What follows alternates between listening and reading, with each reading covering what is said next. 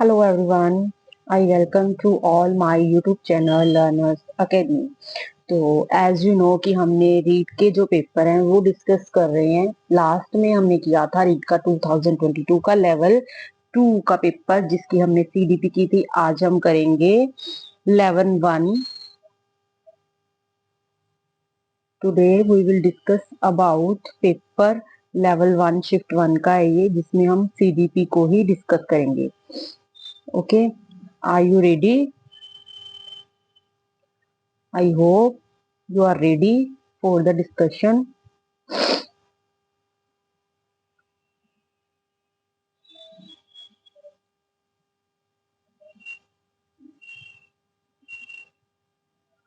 तो ये रही हमारी child development and pedagogy question number 1।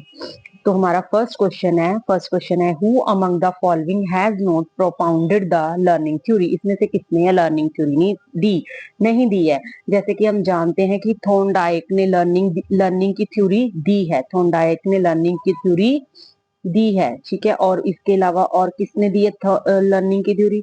Thorndike ने भी दी है, स्किनर ने भी दी है, कोहलर ने भी दी है। बट इसमें बीएस ब्लूम ने जो है उसने लर्निंग थ्योरी नहीं दी। तो हमारा राइट आंसर क्या हो जाएगा? आंसर डी हो जाएगा। Next, move to the next question. Next question क्या है हमारा? नेक्स्ट क्वेश्चन है which of the following theory is known as the theory of reinforcement. इसमें से री इन्फोर्समेंट की थ्योरी किसे कहा जाता? कौन सी है री इन्फोर्समेंट की थ्योरी? जैसे कि आपको पता ही है कि जो री इन्फोर्समेंट जो शब्द है वो थॉर्नडाइक ने दिया था, और उसकी जो डिटेल में थ्योरी दी थी सीएल हल ने। और इस पे जो कॉन्सेप्ट पे जो काम किया था, किस पे?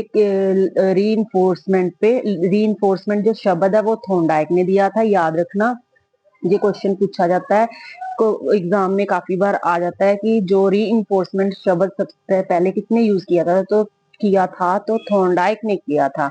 अगर पूछा जाए कि री इन्फोर्समेंट की थ्योरी किसने दी थी, तो दी थी किसने दी थी?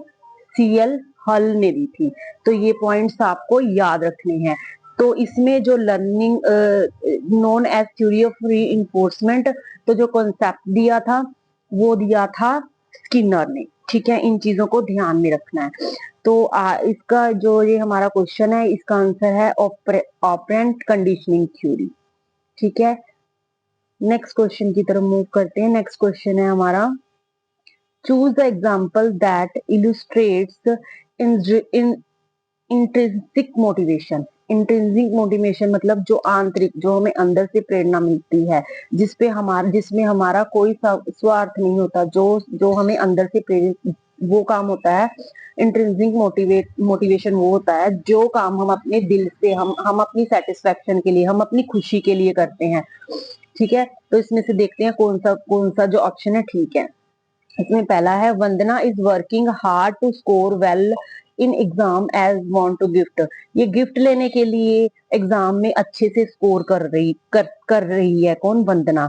तो ये कौन सा मोटिवेशन हो गया? ये तो एक्सट्रिंसिक हो गया। नेक्स्ट है Urmila is completing her homework so that she can watch TV after homework. ये भी कौन सा हो गया? ये भी एक्सट्रिंसिक हो गया, क्योंकि वो चाह रही है कि मैं अपना होमवर्क करके फटाफट से टीवी देखने लग जाऊं। नेक्स्ट है Ila is reading more books so that she can secure first rank in district and get fame at school. वो चाहती है कि वो ज्यादा से ज्यादा बुक्स को रीड करे और डिस्ट्रिक्ट लेवल पे जो अच्छा रैंक लेके आए, जिससे उसके जो स्कूल का फेम बढ़ेगा, ठीक है। डिस्ट्रिक्ट लेवल पे नेम आने का, फर्स्ट रैंक पे आने का, उसके स्कूल का जो फेम होगा, ठीक है, और उसका भी होगा। तो ये कौन सा हो गया? ये भी किसके लिए हो गया? स्वार्थ के लिए हो गया। मतलब इन तीनों के पीछे कोई ना कोई स्वार्थ है, कोई ना कोई वो है कि मुझे कुछ ना कुछ मिलेगा। नेक्स्ट है डी डी है mega is exploring various resources for her project because she loves things.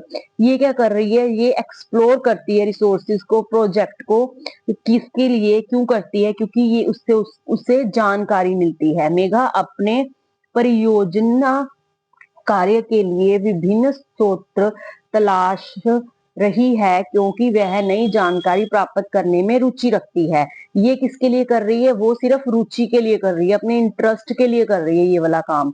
ठीक है, जो काम हम अपने इंटरेस्ट के लिए करते हैं, बिना किसी स्वार्थ के करते हैं, तो वो क्या होता है? वो हमारा इंट्रिंसिक मोटिवेशन होता है। तो डी हमारा क्या रहेगा? राइट आंसर रहेगा। नेक्स्ट मूव करते हैं फोर्थ क्वेश्चन की तरफ। फोर्थ क्वेश्चन है, which among the following is different from the characteristics of good test? इसमें से कहते हैं निम्न में से कौन सा एक उत्तम परीक्षण की विशेषता से भिन्न है? मतलब इसमें उत्तम परीक्षण की विशेषता नहीं है। रिलायबिलिटी है, जब भी हम कोई टेस्ट लेते हैं, गुड टेस्ट की जो करेक्टरिस्टिक्स रहती है वो रिलायबिलिटी रहती है। विश्वसनीयता ठीक है, वैलिडिटी ठीक है, वैलिडिटी अवैधता भी होनी चाहिए उसमें, ऑब्जेक्टिविटी भी होनी चाहिए, बट एप्टीट्यूड नहीं होता। एप्टीट्यूड किससे रिलेटेड होता है? ये हमारे वोकेशनल स्किल्स से रिलेटेड होता है एप्टीट्यूड। ठीक है, तो ये हमारी रुचियों अभिरुचियों को दर्शाता है एप्टीट्यूड। तो राइट आंसर क्या हो जाएगा? डी हो जाएगा। Next question number 5, which of the following is most important in learner centre curriculum? Learner centre curriculum में क्या चीज है जो मेन होती है? मतलब सेंटर में किसको रखते हैं? टीचर को रखते हैं, चिल्ड्रन को रखते हैं, कंटेंट को रखते हैं, इन्वायरमेंट को रखते हैं। नेचुरल सी बात है, हमारा जो चाइल्ड सेंटर एजुकेशन है वो क्या कहती है? जब भी टीचर का रोल क्या होगा? फैसिलिटेटर का होगा, और जो बच्चे का होगा वो सेंटर में होगा। बच्चा हमेशा सेंटर में होगा। टीचर चिल्ड्रन की नीड्स के अकॉर्डिंग ही टीचर है जो काम करेगा, उसको फैसिलिटी देगा। तो टीचर का रोल क्या हो जाता है? फैसिलिटेटर का हो जाता है। और चिल्ड्रन करिकुलर में किसमें होता है? सेंटर में होता है। ठीक है, next question,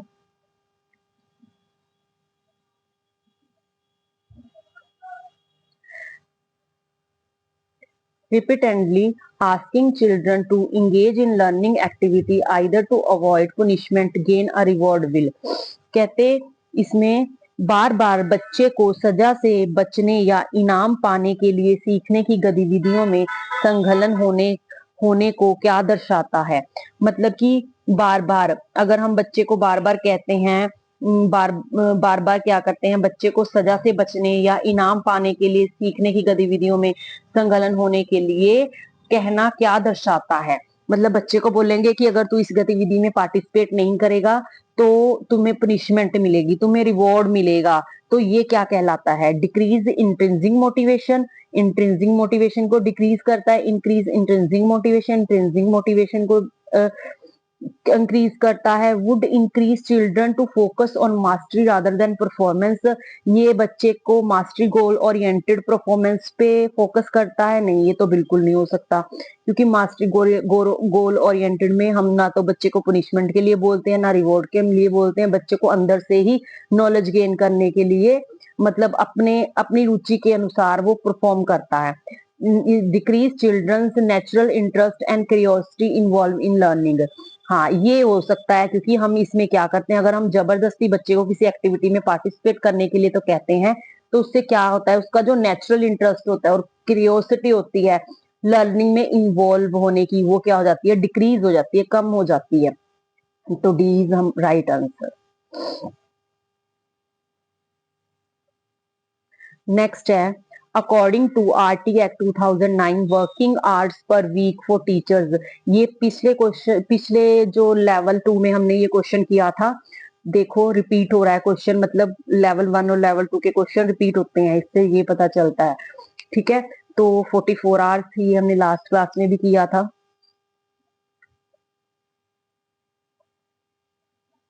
According to NCF 2025, the role of the teacher has to 2025 के NCF के अकॉर्डिंग टीचर का जो रोल है वो क्या है? परमिसिव का है, फैसिलिटेटर का है, अथॉरिटेटिव का है, या डिक्टेटरल का है? क्या है? फैसिलिटेटर का है। टीचर वर्क करता है as a facilitator, as a gardener, मतलब बच्चा एक प्लांट की तरह होता है जिसको हमने क्या करना है, पानी देना है, सींचना है, उसकी इंटरेस्ट के अकॉर्डिंग, उसके नीड्स के अकॉर्डिंग उसको हर एक चीज प्रोवाइड करनी है बच्चे को। मतलब इन बच्चों, अलग अलग तरह के बच्चों को साथ में लेके चलना होता है। तो टीचर का रोल क्या हो जाता है एनसीएफ 2025 के according, as a facilitator. Next question,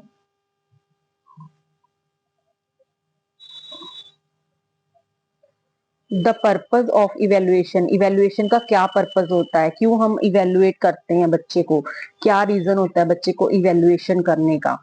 ठीक है, to label children as slow learner और गिफ्टेड चिल्ड्रन, नहीं ये तो नहीं हो सकता, लेबल तो हमने करना ही नहीं है क्योंकि ये क्या है, ये नेगेटिव वर्ड है और नेगेटिव वर्ड वाला सेंटेंस हमने लेना ही नहीं है। To identify children who needs remedial measures, बच्चे को आइडेंटिफाई करना है कि उसको रेमेडियल की जरूरत है, उन बच्चों की पहचान करने के लिए जिन्हें औपचारिक उपाय की आवश्यकता है, या फिर to diagnose learning difficulties and problems areas. ठीक है, या फिर to provide feedback on the extent of which we have been success education for the productive life, या फिर क्या करना है, उस सीमा तक प्रतिपुष्टि, उस सीमा तक प्रतिपुष्टि प्रदान करना जहां हम उत्पादनशीलता जीवन के लिए शिक्षा प्रदान कर सके। बिल्कुल, सबसे पहले देखो हम रेमीडियल भी बाद में देंगे, डायग्नोस भी बच्चे को बाद में करेंगे, सबसे पहले हम क्या करेंगे क्लास में, बच्चे की उस सीमा तक प्रतिपुष्टि प्रदान करना। मतलब बच्चे को पहले देखेंगे क्लास में जहां तक हम उत्पादनशील जीवन के लिए शिक्षा प्रदान कर सके, हम बच्चे को अच्छी सी प्रोडक्टिव एजुके लाइफ दे सकें। ठीक है, ये हमारा सबसे पहला मोटिव रहेगा एज अ टीचर क्लास में। इवेल्युएशन का क्या सबसे पहला पर्पस रहेगा कि to provide feedback on the context to which we have successful education for productive life, बच्चे की प्रोडक्टिव लाइफ के लिए उसको सक्सेसफुल एजुकेशन देनी, ये हमारा सबसे पहला पर्पस होगा इवेल्युएशन का क्लास में।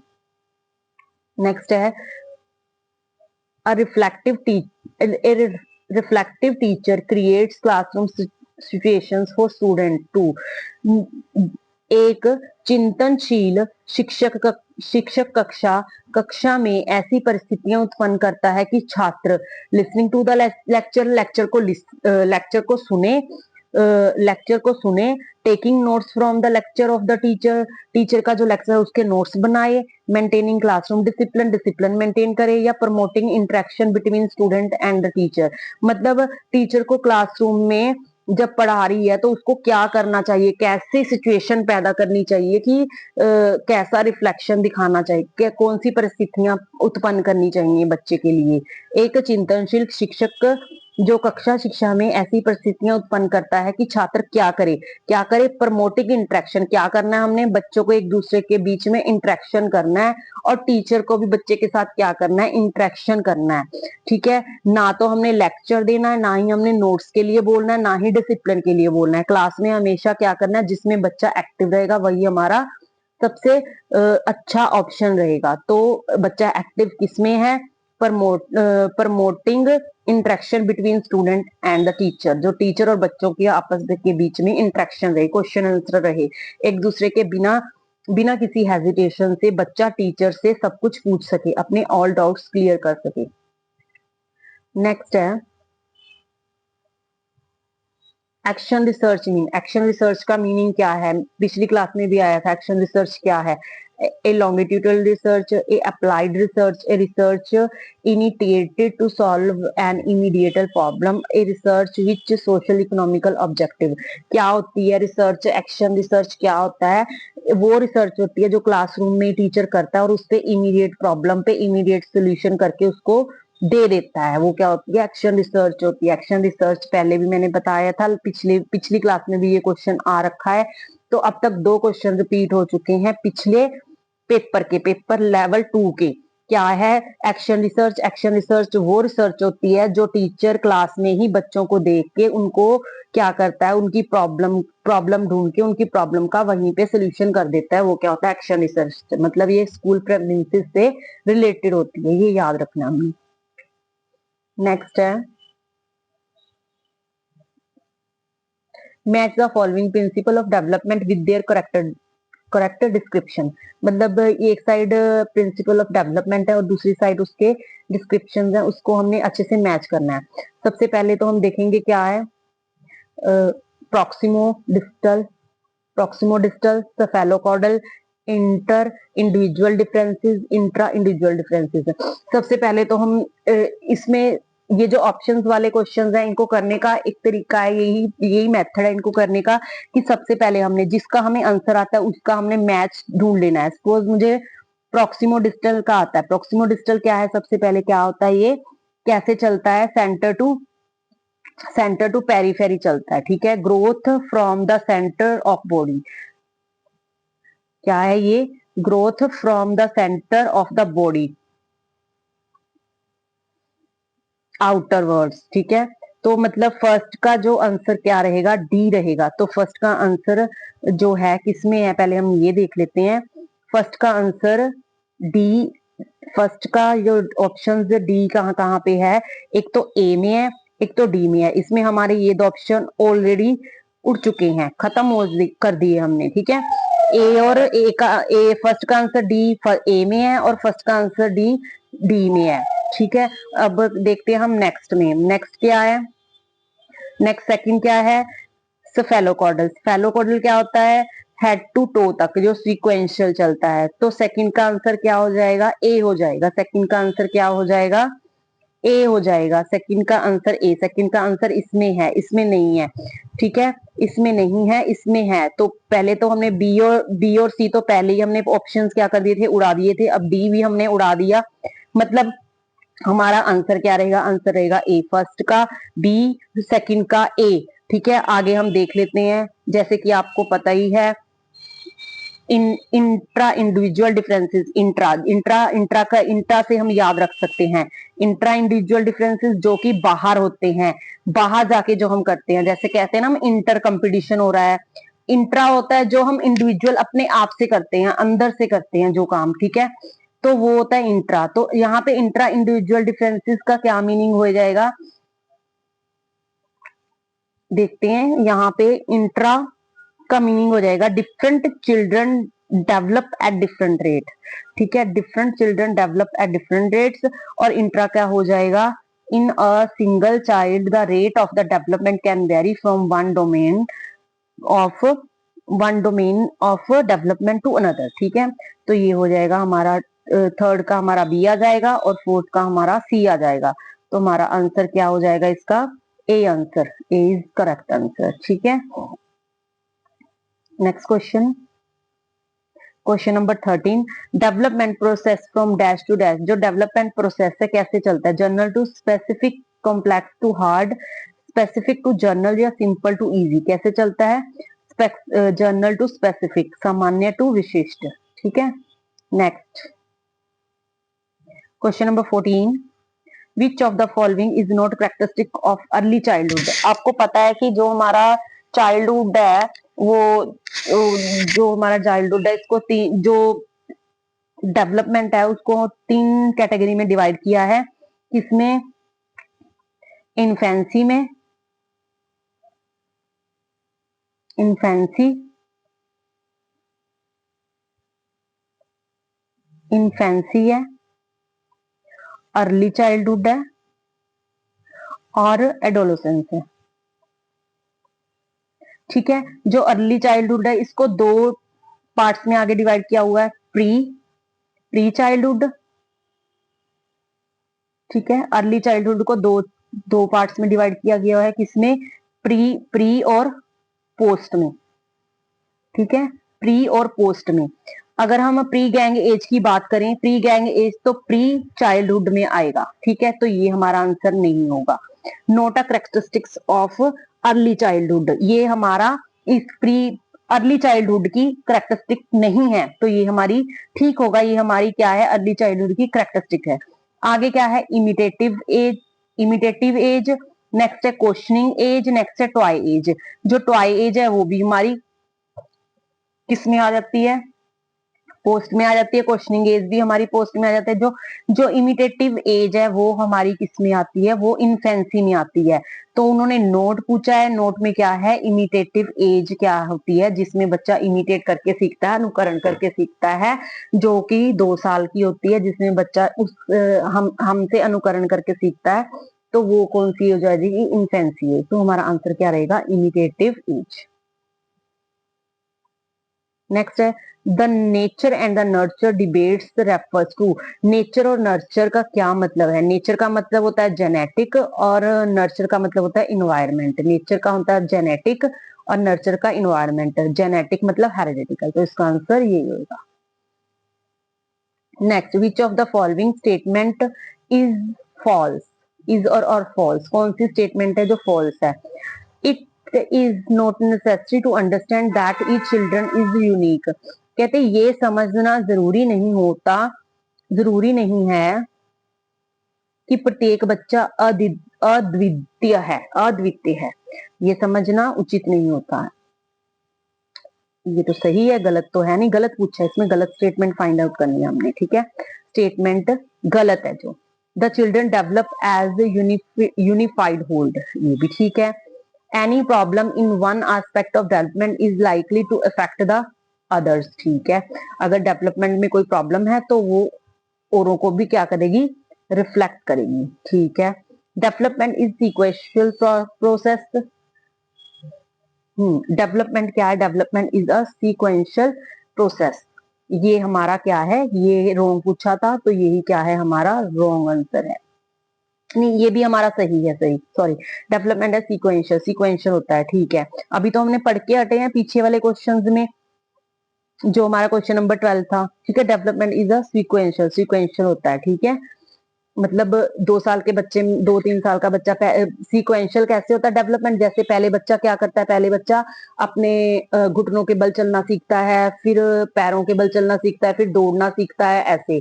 तो सीक्वेंशियल होता है। ये नहीं होता कि पहले बच्चा खड़ा होना सीख जाता है, फिर बच्चा मतलब घुटनों के बल चलता है, ये नहीं होता। पहले घुटनों के बल चलेगा, बाद में वो खड़ा होएगा अपने पैरों पे, बाद में चलेगा। तो सीक्वेंशियल है। It is not necessary to understand that each child is unique. कहते ये अंडरस्टैंड करना जरूरी नहीं है कि हर एक चाइल्ड यूनिक है। जब हम क्लासरूम में है तो हम ये अंडरस्टैंड करेंगे। रॉन्ग पूछा है तो रॉन्ग ही क्या है हमारा, फर्स्ट वाला है, ठीक है। फर्स्ट वाला है the child develops as unified whole, ये भी ठीक है। क्या है इसका मतलब? इसका मतलब ये है कि जो बच्चे हैं, बच्चा यह एकीकृत पूर्ण के रूप में विकसित होता है। बच्चा एक एकीकृत पूर्ण के रूप में विकसित होता है, बिल्कुल। Any problem in one aspect of development is likely to affect the others, ये भी ठीक है। डेवलपमेंट इज अ सीक्वेंशियल, ये तीनों ठीक है। रॉन्ग पूछा है तो फर्स्ट वाला ही रॉन्ग है, तो रॉन्ग ही क्या है, हमारा राइट आंसर है। Next, question number 14, dash occurs when there are orderly and change progressive change in human,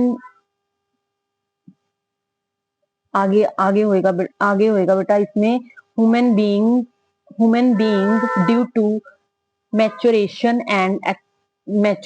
and experience. क्या आएगा यहाँ पे, ऑर्डरली एंड प्रोग्रेसिव चेंजेस किसमें होते हैं, डेवलपमेंट में। तो आंसर क्या आएगा, B.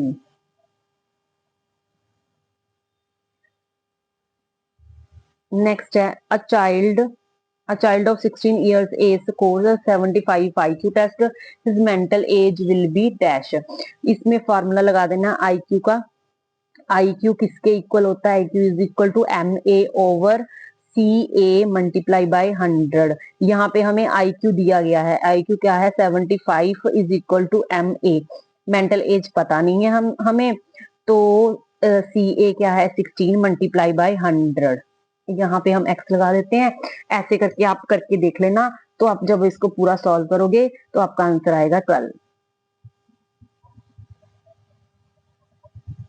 Next, question number 19, each person's work is a reflection of certain ability in performing any particular person selected some of his mental ability as a model, this principle was given by। ये principal किसके द्वारा दिया गया है, क्या है कि प्रत्येक व्यक्ति का कार्य निश्चित योजनाओं का प्रतिबिंब होता है। किसी विशेष कार्य को कर, करने में किसी विशेष कार्य को करने में व्यक्ति अपनी समस्त मानसिक योग्यता में से कुछ को प्रतिदर्शक के रूप में चुनाव कर लेता है। यह सिद्धांत किसका है? किसका है ये सिद्धांत? ये है थॉमसन का। 19 का आंसर है थॉमसन। ठीक है, ये स्टेटमेंट किसकी है? स्टेटमेंट थॉमसन की है, याद रखना आप लोगों ने।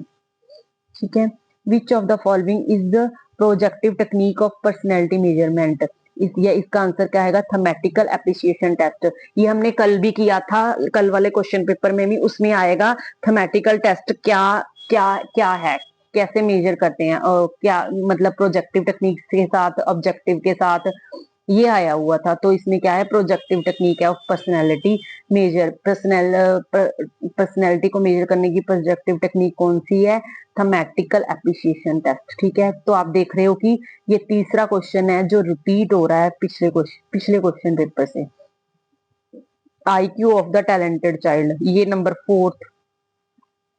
प्रतिभाशाली बालक की बुद्धि उपलब्धि, ये 4th नंबर। अब आप देख रहे हो कि प्रीवियस ईयर करने का हमें कितना बेनिफिट हो रहा है कि अगर हम प्रीवियस ईयर लगाएंगे तो क्या होगा, पीछे वाले जो क्वेश्चंस है रिपीट होते हैं, लेवल 1 वाले लेवल 2 में या लेवल 2 वाले लेवल 1 में पूछे जाते हैं। और प्रीवियस ईयर के आगे वाले देखना, आगे अगर हम करेंगे प्रीवियस ईयर तो उसमें भी पूछे गए होंगे। तो प्रीवियस ईयर एग्जाम से पहले जरूर लगा लेने चाहिए। इससे क्या होता है? इससे आपकी प्रैक्टिस हो जाती है और आपको आइडिया हो जाता है किस टॉपिक में से कैसा क्वेश्चन आया है। और जब हम ऑप्शंस को डिस्कस करते हैं ना, एक एक ऑप्शन को डिस्कस करते हैं, तो उसमें से क्या होता है, उसी में से क्वेश्चन बन के नेक्स्ट पेपर में आ जाता है। तो इसलिए जब भी प्रीवियस ईयर लगाओ, एक एक ऑप्शन को एक्सप्लेन करने का यही मोटिव होता है ताकि आप लोग को अच्छे से समझ आ जाए और उसी से रिलेटेड आपका नेक्स्ट क्वेश्चन उसमें से अगर निकल रहा है तो आपको क्लियर हो जाए। नेक्स्ट है हमारा question number 22। School should cater for individual differences. School should cater for school differences.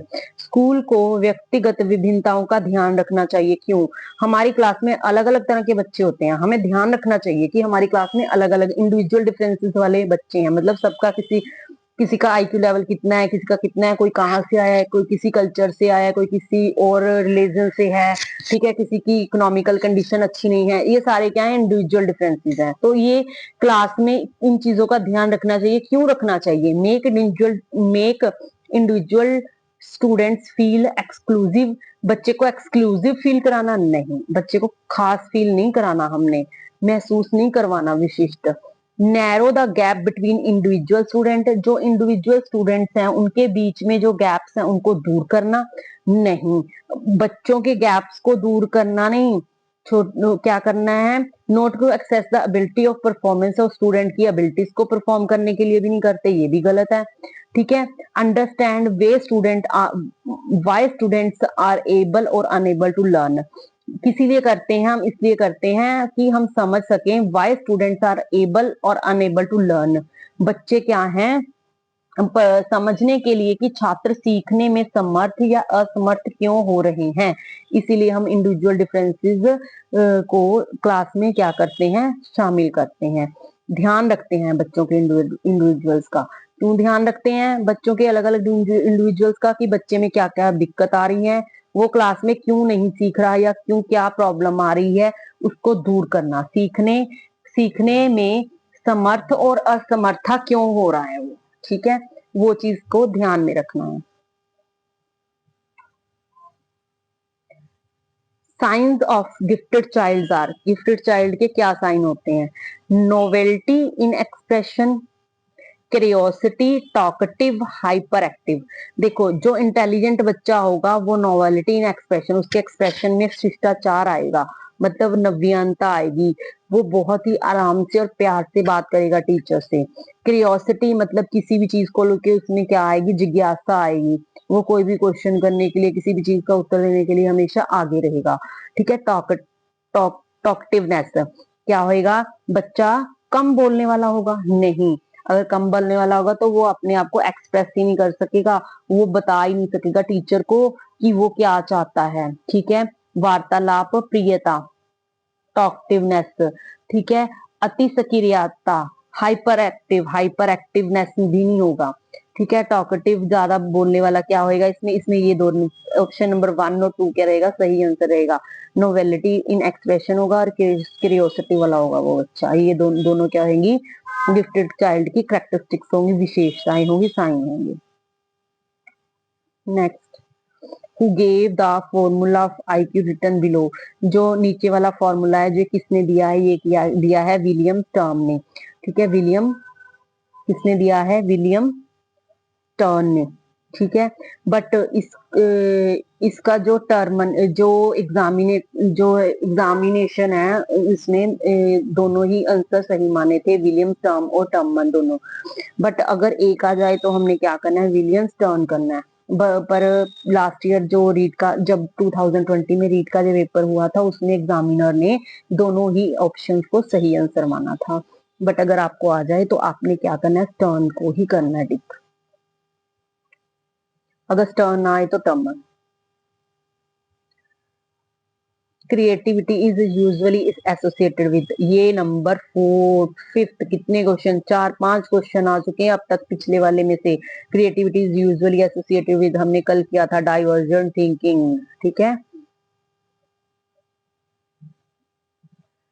Which of the following condition promotes adjustment, निम्न में से कौन सी स्थिति समायोजन को बढ़ावा देती है। Actual anxiety, observative thoughts of guilt, free of illness, free from neurotic fears and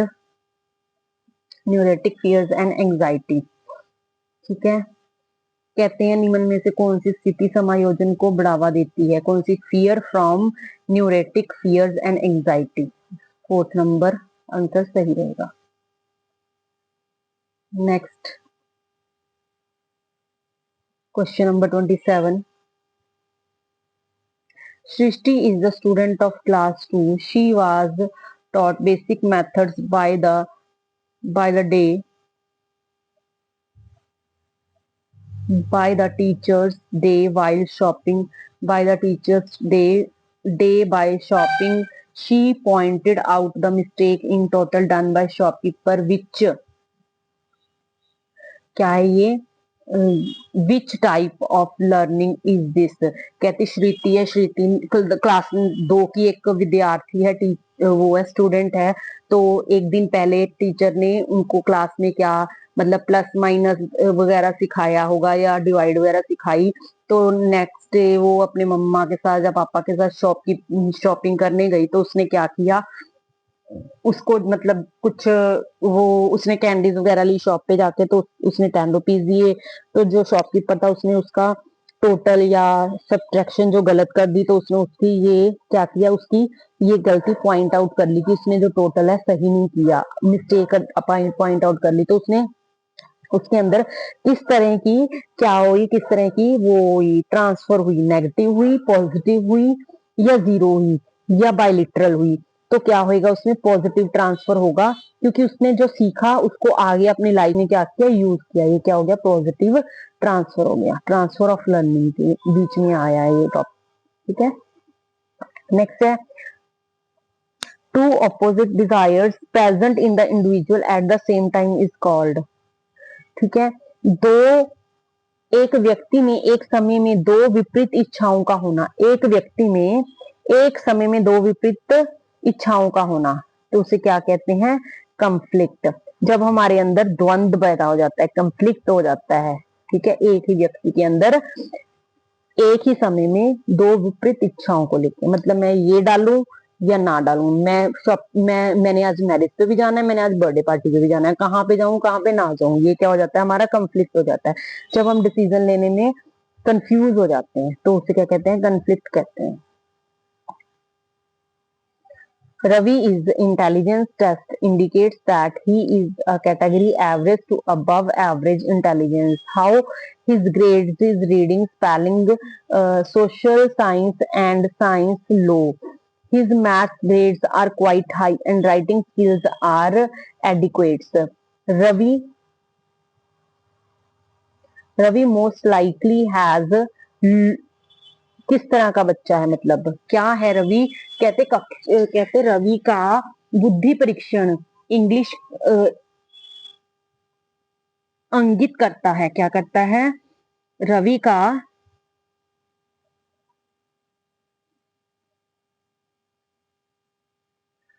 का बुद्धि परीक्षण इंगित करता है कि वह एक औसत से लेकर औसत से अधिक बुद्धि की श्रेणी में आता है। हालांकि पढ़ने, वर्तनी, सामाजिक विज्ञान और विज्ञान में उसके ग्रेड बहुत कम है, उसके गणित में ग्रेड अधिक हैं। लेकिन रवि लिखन कौशल में अच्छा है। रवि में अधिक अधिक संभावना क्या है, मतलब उसमें कौन सी जो है डिसेबिलिटी है, तो कौन सा उसमें डिसेबिलिटी है, क्या है उसमें? डिस्कैलकुलिया। डिस्कैलकुलिया तो होगा नहीं, क्योंकि उसमें मैथ में तो वो अच्छा है, उन्होंने बताया है मैथ उसके ग्रेड अच्छे अधिक हैं, तो ये तो नहीं होगा। तो फिर क्या होगा? डिस्ग्राफिया होगा? नहीं। राइटिंग डिसऑर्डर भी नहीं होगा। डिसलेक्सिया होगा? जी हाँ, क्योंकि उन्होंने कहा है अधिक श्रेणी में आता है। ठीक है, उसमें किसमें वो स्लो है? रीडिंग में उसको प्रॉब्लम आ रही है, स्पेलिंग में। ठीक है, तो वो कौन सा डिसलेक्सिया हो गया? डिसलेक्सिया हो जाएगा। ठीक है, कौन सा वो हो जाएगा? पठन विकार हो जाएगा, डिसलेक्सिया। रीडिंग डिसऑर्डर हो जाएगा, sorry. Next question number 30, last question.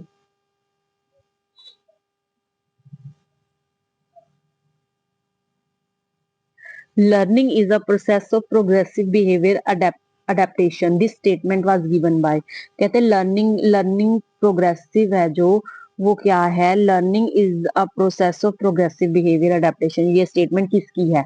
कोई ना कोई स्टेटमेंट एज इट इज आ जाती है, ये है स्किनर की।